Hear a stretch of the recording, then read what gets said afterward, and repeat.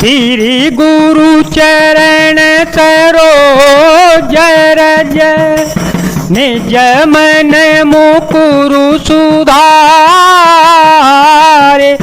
बरन रघुबर बिमल यस जो दायक फल चारे। दो दीन तनु जान के सुमिरो पवन कुमार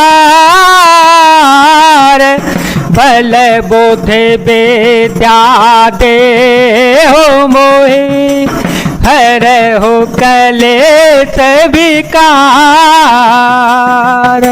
प्रिया वचन मृदु सुनतनपु चितय आँखि उघारे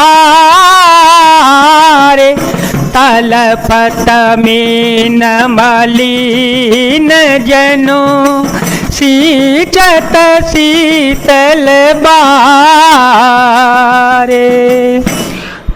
प्रिय पत्नी कौशल्या के कोमल वचन सुनते हुए राजा ने आंखें खोलकर देखा मानो तड़पती हुई दीन मछली पर कोई शीतल जल छिड़क रहा हो। धर धीर जोते बैठ भुआलो कह सो मंत्र कह राम कृपालो कहाँ लखनो कह राम सने कह प्रिय पुत्र वधू दे खिलपत राव बिकल बहु भांति भई जोग सरे ससिराति न राति तापस अंध ताप सुधि आई कौशल्य सब कथा सुनाई।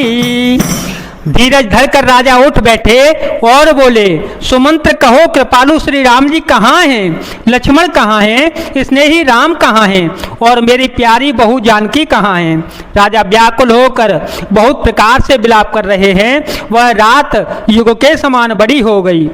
बीतती ही नहीं राजा को अंधे तपस्वी श्रवण कुमार के पिता के साप की याद आ गई। उन्होंने सब कथा कौशल्या को कह सुनाई। भयो बिकल बरन इतिहासा राम रहे तधिग जीवन आशा सो तनु राखी करव में कहा जैन प्रेम पनु मोर निवाहा हर गुनंदन प्राण पीड़िते हर गुनंदन प्राण पीड़िते तुम बिनु जियत बहुत दिन बीते हा जानकी लखन हार घुवर हापे तो हे चित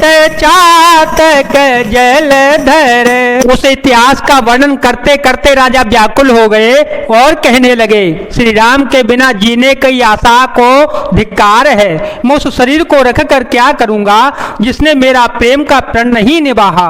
हा रघुकुल को आनंद देने वाले मेरे प्राण प्यारे राम तुम्हारे बिना जीते हुए मुझे बहुत दिन बीत गए। हा जानकी हा लक्ष्मण हा रघुवर हा पिता के चित्र रूपी चातक के हित करने वाले मेघ। राम राम कही राम कही राम राम कही राम तनो परे हरे रघुबर वीर राव गयो सुरधाम।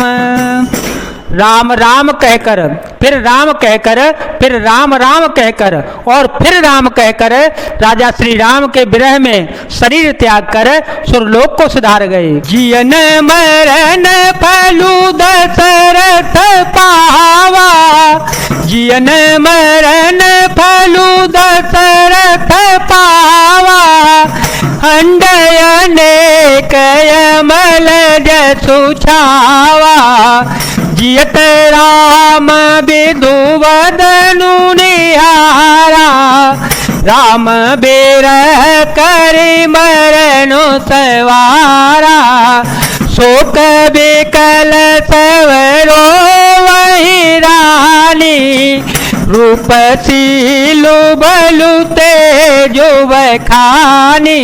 करहि बिलाप अनेक प्रकारा, परहि भूमि तल बारहि बारा। बिलपहि बिकल दास अरो दासे, घर घर रोदनु करहि पुरवासी। गारी सकल के कहीं देहि, नयन बीन कीन जग जेहि। विधि बिलपतरे निबिहाने, आए सकल महामुनि ज्ञानी। जीने और मरने का फल तो दशरथ जी ने ही पाया, जिनका निर्मल यश अनेकों ब्रह्मांडों में छा गया। जीते जी तो श्री रामचंद्र जी के चंद्रमा के समान मुख को देखा और श्री राम के विरह को निमित्त बनाकर अपना मरण सुधार लिया। सब रानियां शोक के मारे व्याकुल हो रही हैं। वे राजा के रूप, शील, बल और तेज का बखान करके अनेकों प्रकार से विलाप कर रही हैं और बार बार धरती पर गिर पड़ती हैं।